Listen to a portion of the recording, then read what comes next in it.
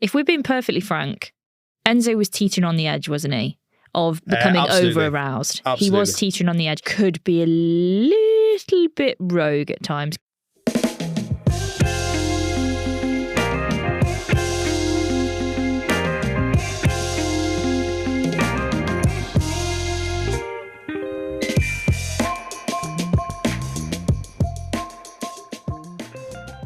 This is the Canine Justice Chronicles, the podcast which gives big love to our big breeds. I'm your host, Ruth Holroyd. And I'm also your host, Peter O'Brien. And this episode, we are focusing on Enzo, who was a very cheeky American Bulldog puppy. So he was 12 months when we met him, but the attitude of like an 8-week-old. Yeah. And obviously, he probably weighed 40, 50 kilos. Yeah, he was a big boy, wasn't he? Big boy, but just... There's no other word for him other than puppy. He still had all of those puppy mannerisms, but in a 50-kilo dog. And unusually for a dog in rescue, he was still intact because obviously he wasn't old enough to be neutered. So he had all of those hormones as well going on. And he actually came to us because his owner went to prison. So he was relinquished to the sanctuary. And I think it was very obvious, wasn't it, from pretty much day one of meeting Enzo, that he'd had no sort of obedience training, boundary setting. He was very, very lovable. Oh my God, the personality of that dog. He was just the squishiest, smushiest, most gorgeous boy, but could be a little bit rogue at times, couldn't he? It all came from a good place. There was no aggression. There was no reactivity in his play. It was all happy play. But because he hadn't had boundaries set by owner or either previous dogs in puppy interactions where they get told off, ultimately, he didn't have that. So he would play and socialise with us with his mouth. And he didn't know how to control how much force he should be putting in. Or the fact that, he shouldn't really even be mouthing and playing with his mouth. Through having experience with big dogs and playing with big dogs, he never switched where his arousal went above the state of play where it actually got too much. He just didn't have the control and the social skills to know what force was actually okay. He thought he was well within his limits, that this is just great fun, roughhousery, when actually it could be quite painful sometimes when he's got those puppy razor teeth. But interesting you say that. If we're being perfectly frank, Enzo was teetering on the edge, wasn't he?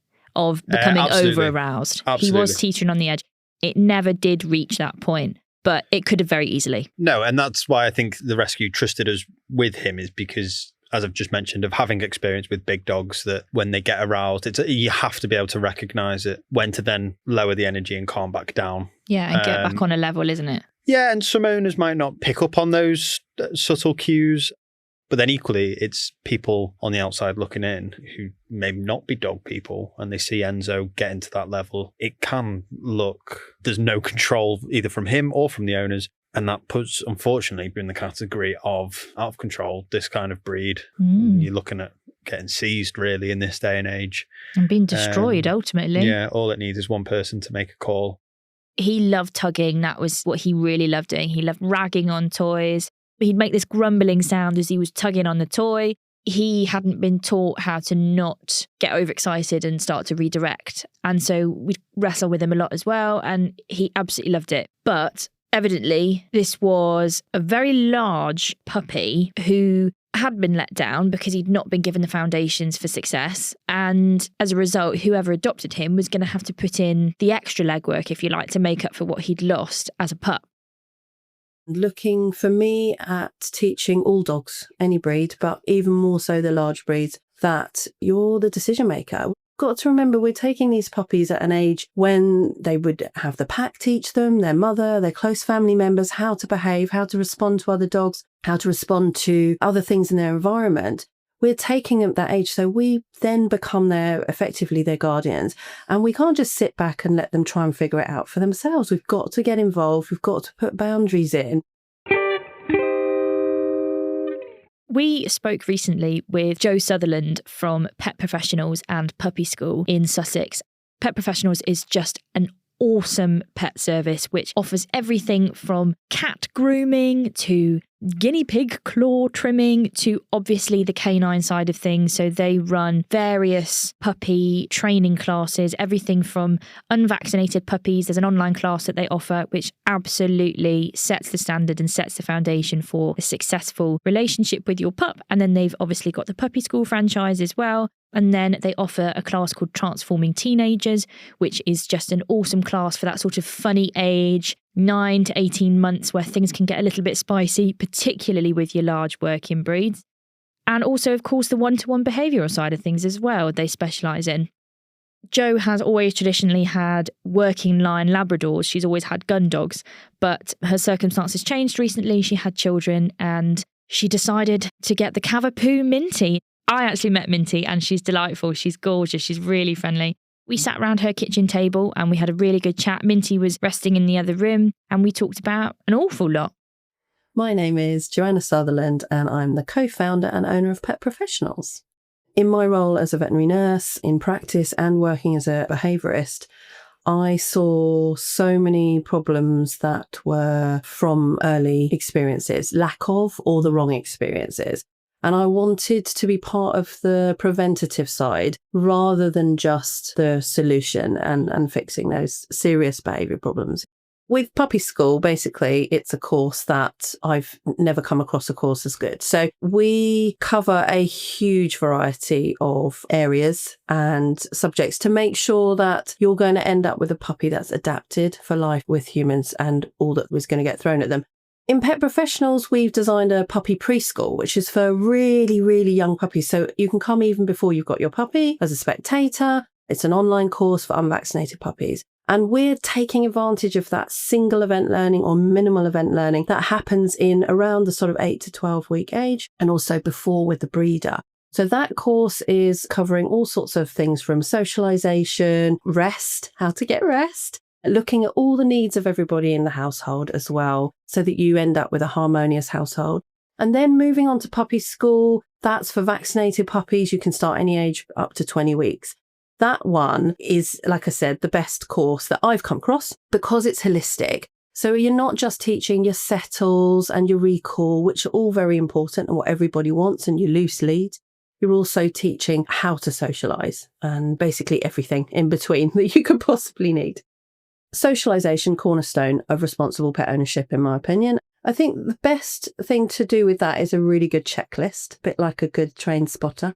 You need to have people of all types on that list, dogs of different breeds, other animals as well, like cats, guinea pigs. You don't want them going for the neighbour's chickens. It doesn't need to be a free-for-all. That's really important because that's when things go wrong. It has to be, I think, twofold. So you're looking at first teaching dogs to share space where their focus is on the owner. It doesn't have to be, I'm going to run over to every dog and say hi. That's going to not always end well for everybody. So it's about learning to share space and be happy and joyful to be focusing on your owner and to pass other dogs. And the second part of that is socializing in a way that they learn to do polite greetings and also how to play appropriately. There are lots of boundaries I would like dogs to have, but I'd say the top 5 are to teach check-in. And that's where the dog learns when we see anything animate. So people, neighbours, cat, dogs, we check in. It's something that dogs actually do naturally as a group. They will look at a decision maker of that group and then they will follow their lead. So getting that in very, very early on is super important. The other thing is that separation is normal for reasonable periods. So I tend to look at crate work, dens, also facilitating rest using safe spaces.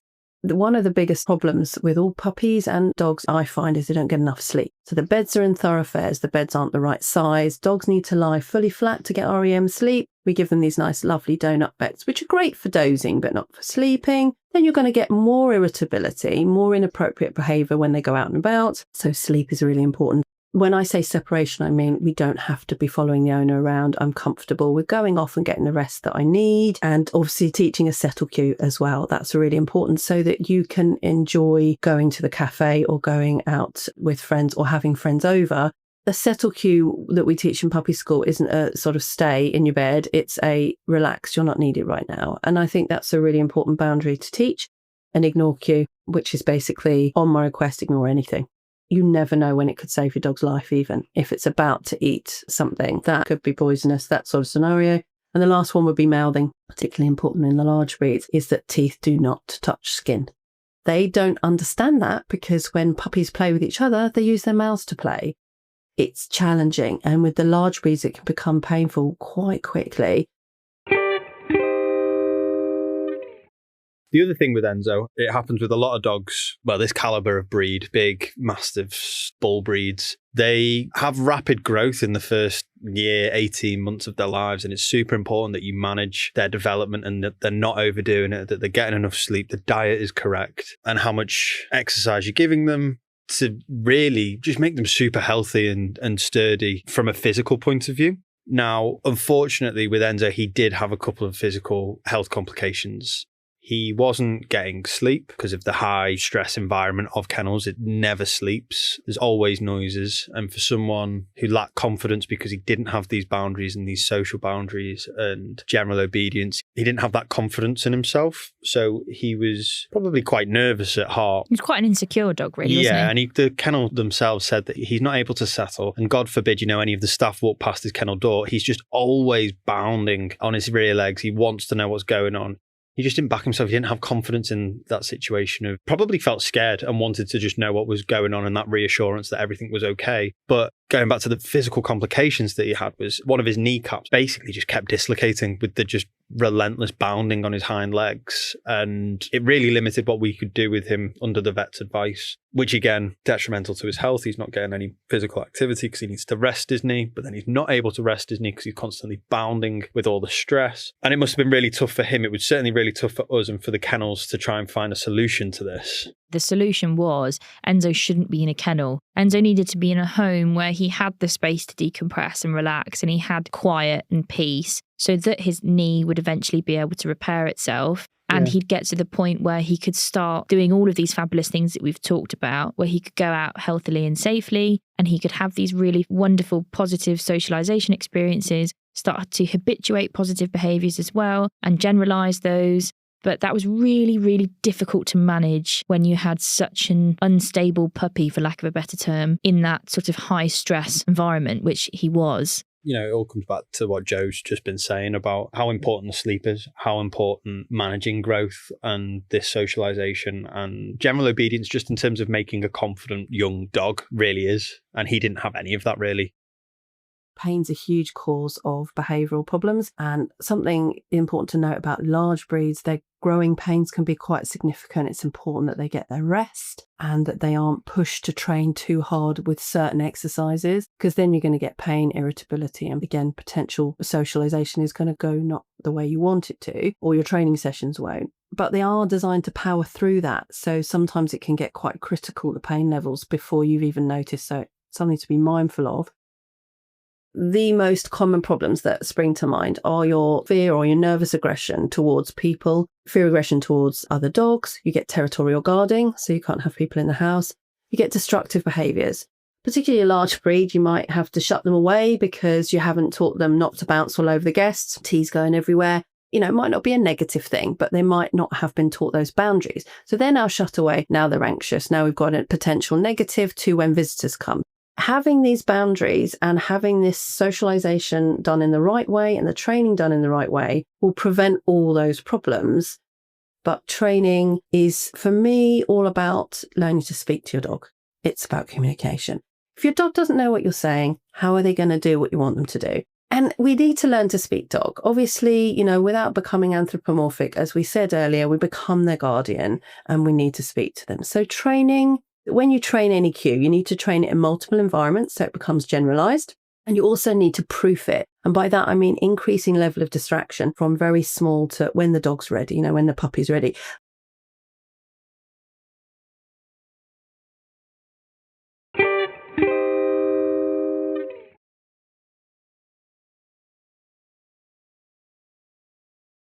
So the upshot with Enzo was the risk that they ran was if he fell into the wrong hands, he could have been seen as type for the XL bully. We're seeing more and more American Bulldogs being seized. They fit the criteria for the XL, and the untrained eye, they get picked up. Not just could he have been typed as an XL or a pit type, in the wrong hands, because he was so impressionable and so malleable, he could have become a weapon. He could have become one of these out of control dogs that we see on the news and hear about, because he was so insecure and he'd not been given that guidance at all, which was why it was so important for the team at the rescue to step in and start that process, however late it may have been, to ensure that that never happened.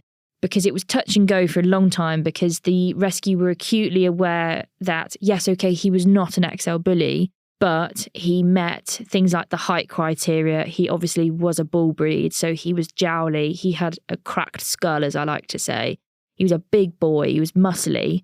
There was every chance that he would fall under the criteria despite not being the breed. He was actually adopted the day before the XL bully ban came into place by a fantastic individual that worked at the sanctuary. So was able to put that time into him, help him set those boundaries, and just really work on the real basics and fundamentals of dog ownership and dog training, and building that relationship with the dog, become a mini duo, and giving him an opportunity to just enjoy his life, which maybe he wouldn't have had if the circumstances were different. And I think the underpinning thing for both Enzo and anyone else that's looking at getting a puppy or a young dog is absolutely what Joe said, just how valuable it is to do as much as you can in terms of socialization and training and just exposure to as much as you can possibly bombard them in a positive manner, obviously. Just real sensory bombardment, almost to just make a real sound overall dog. It can't be skipped or replaced, or no corners can be really cut with it. It's just part of the process. It's part of owning a dog. And you are going to reap the rewards for what you put into it in the end. 100%.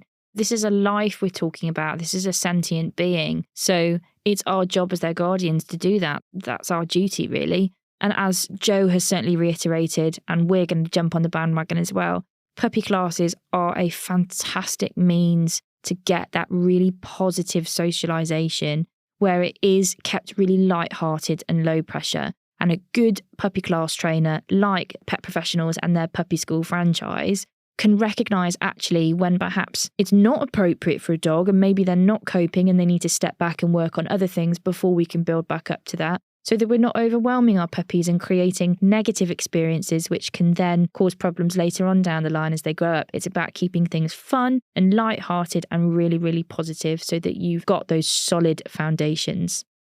Dog etiquette is one of my pet peeves. When I say dog etiquette, what I mean is on-lead to off-lead interactions, especially with puppies and adult dog mixes, but all dogs. If you've got a dog on the lead or you see a dog on the lead, letting your off-lead dog run over is not appropriate. We need to keep interactions on-lead to on-lead very short as well.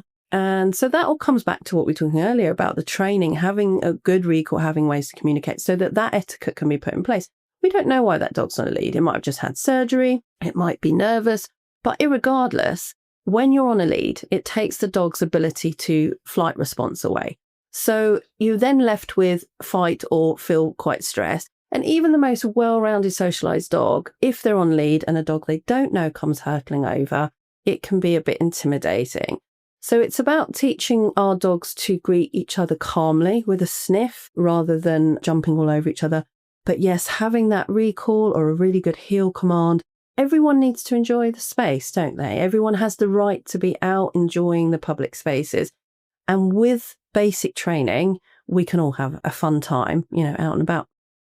So having had dogs in the past with behaviour problems and working as a behaviourist, you're talking months of work, and the impact when dogs develop behavioural problems and the impact on not just the dog, but the owner and the wider family. I've had clients that can't see their family, awful situations. It's so important that we do the preventative work through classes, but we also advocate for our dogs throughout life. Again, we are the guardian, we are the decision maker. Let's have some fun. Let's keep our relationship with our dogs interesting. Looking at other classes we can do, obviously you have to check with your vet, especially with the larger breeds, make sure they're okay to do things like agility, but you've got hoopers, which is a less joint impacting option. When dogs learn, we would say you need to reward consistently until they've learnt it. Then you need to go to intermittent reinforcement every third or every fifth time. And then you need to go to a random reinforcement schedule. So I train my dogs throughout their life and I call it reminder training. We can't just let it go because they will just over time almost forget that, unlearn that, or it won't be as sharp. And when you're looking at responsible pet ownership, particularly large breeds, and having that control, or that better word would be communication in public spaces particularly, if your training is not sharp, it's not reliable, it's not where you need it to be. Everything is generalised and proofed, everything that you've taught. So you now have amazing communication, and you and your dog, whatever life throws at you, you are going to be able to manage it and make sure that the outcome of that scenario, it ends up being positive. You can be their advocate. All those things can happen. The second thing would be that you are the decision maker. You ultimately teach those check-ins. You teach that you're fun. You're more fun than anything else actually out there. Your goal is that they learn to be polite and friendly with everybody and anything that they're going to come across. And that, again, just skills for life. So what have we learned from Enzo's story then?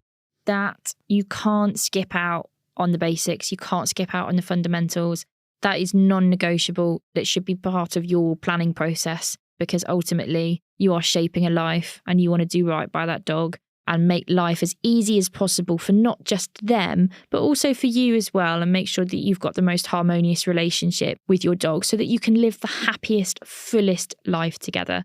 And Enzo is very, very, very lucky, because he's an example of a dog where it could have gone quite differently for him. And it could have gone quite wrong, actually. And he's thankfully now in a gorgeous home with a lovely, lovely lady who is taking all the necessary precautions with his breed and potential typing that may occur, and letting him live a really happy, well-balanced life in a home where he's loved and he's allowed to make mistakes, but then learn from them in a really healthy and successful way.